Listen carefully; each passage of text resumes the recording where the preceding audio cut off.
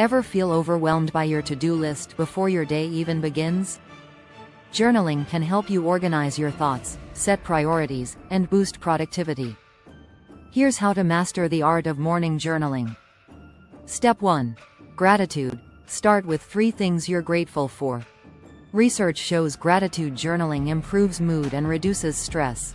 Example: I'm grateful for my health, my family, and my morning coffee. Step 2. Set intentions. Write down your top 3 priorities for the day. Keep it specific.